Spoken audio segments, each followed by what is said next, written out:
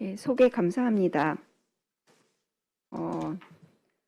제가 이종민 이사님께서 대한영상의학회 국제협력위원회 위원장님을 하실 때 간사로서 이제 5년 일을 했었고, 그걸 토대로 사실 대한초음파의학회 이제 국제이사를 맡게 돼서 3년 동안 활동을 했었는데, 사실 이걸 지금 현 국제이사님께서 발표를 해주셔야 되는데, 이게 다 아시는 것처럼 코비드 19 때문에 사실은 이런 퍼스널 레벨에 직접적으로 이렇게 언택트가 아닌 직접 컨택을 해서 하는 그런 인적 교류가 사실 작년부터 올 스톱이 된 상태라, 그래서 제가 뭐 어쩔 수 없이 주로 이제 그 코비드 19 이전에 대한초음파의학회 국제이사로서의 활동을 했었기 때문에 그거에 대한 몇 가지 뭐 제 경험, 프랙티컬 솔루션을 말씀드리기엔 제 경험이 사실 되게 미천한 것 같은데, 제가 그냥 경험했던 것들,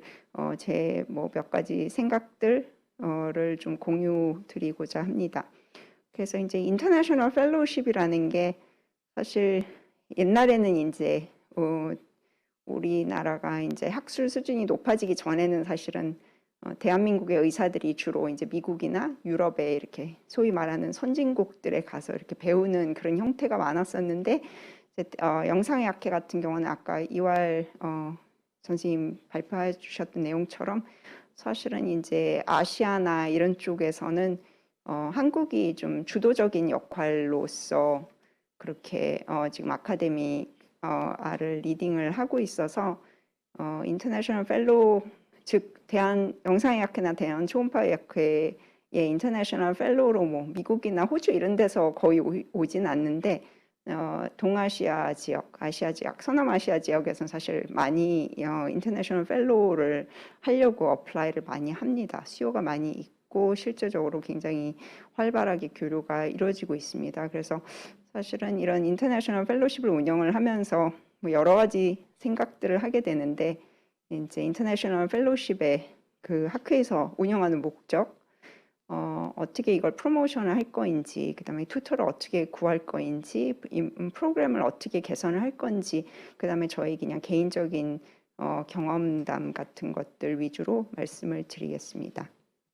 그래서 인터내셔널 펠로우십의 목적은 사실 대한영상의학회나 초음파의학회나 물론 영상의학회가 훨씬 더 규모가 크긴 하고 지금 훨씬 더 활성화돼 있긴 한데, 궁극적인 목적은 좀 비슷하다고 생각을 했습니다. 그래서 이전에는 이제 대한영상의학회나 대한초음파의학회가 그냥 내셔널 소사이어티로서 활동을 했었는데, 인터내셔널 또는 이제 리저널 소사이어티로서 역할이 커지고 있어서 이런 내셔널 소사이어티를 이제 글로벌리제이션 하고자 하는 목적을 갖고 있고, 그러려면은 이제 인터내셔널 참가자들이 많아야 됩니다.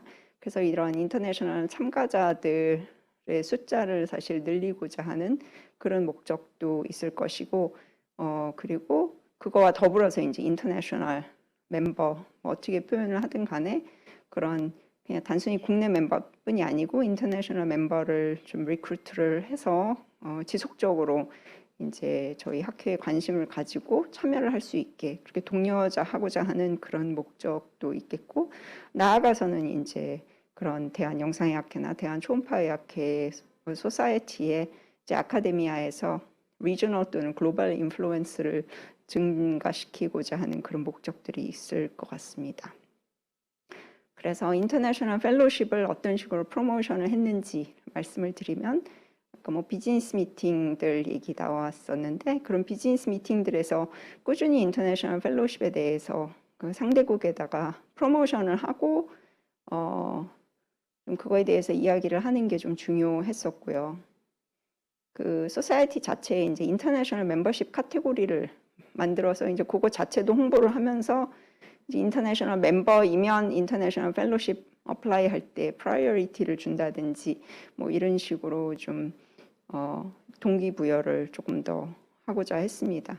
그리고 아까 비지팅 심포지엄 주로 대한영상의학회에서 많이 하던 활동인데, 요거를 이제 초음파의학회에서도 시도를 해서 첫 비지팅 심포지엄을 가졌었습니다. 그 얘기를 좀 이따 말씀을 드리겠고, 요즘 워낙에 온라인으로 교류들이 활발하고 여러 가지 뭐 이메일이라든지 이제 SNS를 통해서도 인터내셔널 펠로십을 프로모션을 할 수가 있겠습니다.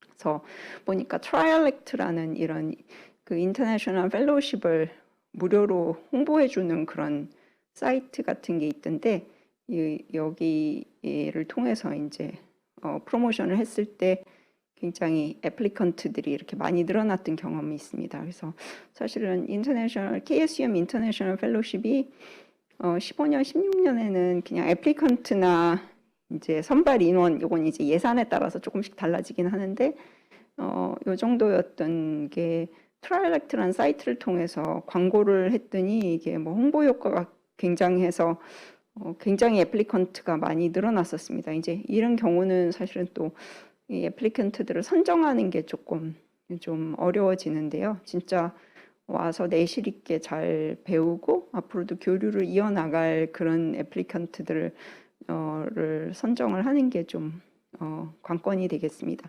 2020년에는 코비드 영향 때문에 애플리컨트의 숫자가 많이 줄었었고 이제 올해는 코비드 19 2년 차라 아마 애플리컨트를 안 받았던 걸로 제가 알고 있습니다. 그래서 선발 기준을 이게 사실 영상의학회에서 하던 거를 제가 좀 거의 그대로 초음파의학회에 가져와서 적용을 했는데 이제 캔디데이트들을 리스팅을 쭉 해서 스코어링을 주게 됩니다. 그래서 사실 나이라고 써 있는데 이게 참 애매한데요. 그러니까 뭐 40세를 컷오프로 할 건지 이제 나이 많은 사람들한테 프라이어리티를 줄 건지 아니면 젊은 사람들 이제 우리나라에 와서 학교에서 배워서 앞으로 그 나라의 미래의 라이징 선 리더들이 될 그런 사람들을 주로 위주로 뽑을 건지 아니면 현재 이제 그쪽 학회에서 뭐 임원을 맡고 있다든지 어떤 내셔널 소사이티에서 롤을 갖고 있는 분들이 가끔 어플라이를 하시더라고요. 그러면 이제 그런 분들 위주로 뽑을 건지 이게 참 케이스 바이 케이스고 좀 고민거리가 되는데 가급적이면 사실은 좀 젊은 분들 위주로 스코어를 더 많이 줬던 것 같습니다. 그다음에 이제 국가별로도 뭐 스코어라기보다는 이건 이제 아까 그 이왈 선생님 발표하셨을 때처럼 우리나라랑 이제 교류가 활발하고 우리 학회에 좀 참여를 많이 했던 나라들한테 아무래도 프라이어리티 스코어를 좀 높게 주게 됐었고요. 그렇대 이제 선발 인원이 6, 7명밖에 안 되기 때문에 너무 한 나라에만 몰리지 않게 하도록 그렇게 했고 뭐 선발이 돼도 실제로 오기가 어려울 것 같은 이제 비자가 잘 안 나온다든지 이런 나라들은 사실은 가급적 선발을 좀 피하도록 했습니다. 또 subspecialty에 대한 고려도 좀 있었고요. 그렇습니다. 또 튜터가 available 해야 되기 때문에 그러니까 그쪽 펠로우가 배우고 싶어하는 분야인데 뭐 예를 들어서 뭐 오비 초음파 같은 경우는 우리나라에선 산부인과에서 주로 하고 있기 때문에 이거를 이제 영상의학계 회원들, 초음파학회 회원들 내에서 좀 해결하기는 어려운 부분이 있어서 이런 것들도 고려를 좀 했습니다. 그 다음에 이제 자기소개서나 레코멘데이션 레터를 서미션을 하게 하는데 자기소개서가 좀 아무래도 성의가 있고 뭔가 와서 뚜렷이 2주 동안 뭘 배우겠다 이게 좀 플랜이 확실한 분들 위주로 선발을 하게 됐습니다. 또 레코멘데이션 레터는 이제 그 나라의 공신력 있는 학회라든지 아니면 그 펠로우 애플리컨트가 일하고 있는 기관의 기관장이 이제 좀 성의 있게 레코멘데이션 레터를 쓴 경우에는 조금 더 프라이어리티를 줬고 겨우 좀 드물긴 한데요. SCI 논문까지 퍼블리시한 경우는 특히 이런 펠로우 어플라이하는 젊은 개발도상국에서 오는 친구들은 이런 경력은 좀 거의 없긴 한데 뭐 어떤 학회에서 국제학회에서 발표를 했다든지 아니면 국내 학회에서도 뭐 국내나 국제학회에서 수상 경력이 있으면 플러스 점수를 줬었고 저희 이 대한초음파의학회는 초음파의학회 참여도를 높이는 그런 목적이 있었기 때문에 이 펠로우가 오고자 하는 기간이 학회 기간이랑 겹치는 거를 저희가 권장을 했고 그래서 이제 겹쳐서 올 수 있는 분들한테 프라이어리티를 좀 높게 줬습니다.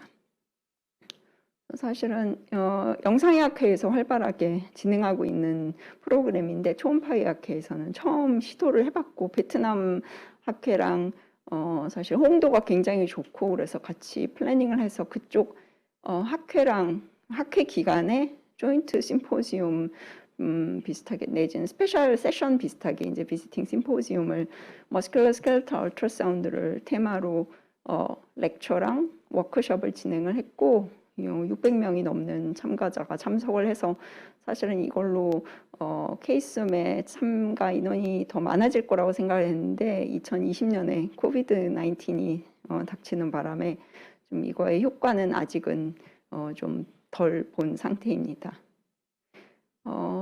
이 펠로십 프로그램을 운영하는데 이제 튜터 선생님들의 역할이 굉장히 중요한데 사실 다들 클리니컬 로딩도 많고 힘드시고 이렇기 때문에 튜터를 리크루트하는 게 상당히 좀 어려운 부분들이 좀 있습니다.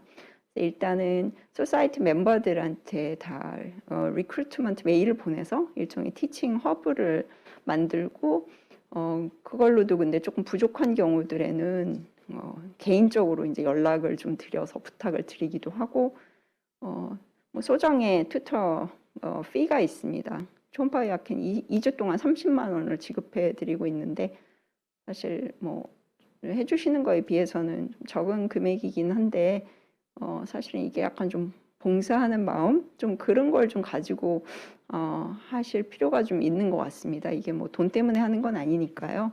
이런 개도국에서 이제 좀 그런 트레이닝의 기회가 없는 그런 친구들이 왔을 때 티칭을 하고 이 친구들이 이렇게 그 나라의 소사이티에서 커가는 롤이 커가는 걸 보면서 사실은 좀 그런 보람을 느끼게 되는데요. 개인적인 레벨에서는. 튜터 선생님들께는 그래서 케이스홈 등록비도 면제해드리고 이제 학회 때 리본을 하나 이렇게 별건 아니지만 명찰 밑에 달아드리고 감사장을 드리고 뭐 이런 식의 좀 appreciation에 대한 그런 recognition 표현을 했습니다. 이렇게 뭐 리본 별건 아닌데 이런 좀 작은 것들이라도 좀 튜터 선생님들이 이제 기분이 좋게 좀 튜터한 거에 대한 recognition이 학교에서 있게끔 그런 걸 만들었고 이제 프로그램을 개선하는 방법은 여러 가지가 있겠는데 뭐 펠로우들한테 피드백을 이렇게 주관식으로도 좀 써달라고 해서 피드백을 받아서 학회에서 이제 그거를 어플라이를 좀 하도록 노력을 하고 튜터 선생님들한테 지속적인 뭔가 동기부여, 인센티브가 있는 게 꼭 금전적인 게 아니더라도 그런 게 좀 필요한 것 같습니다.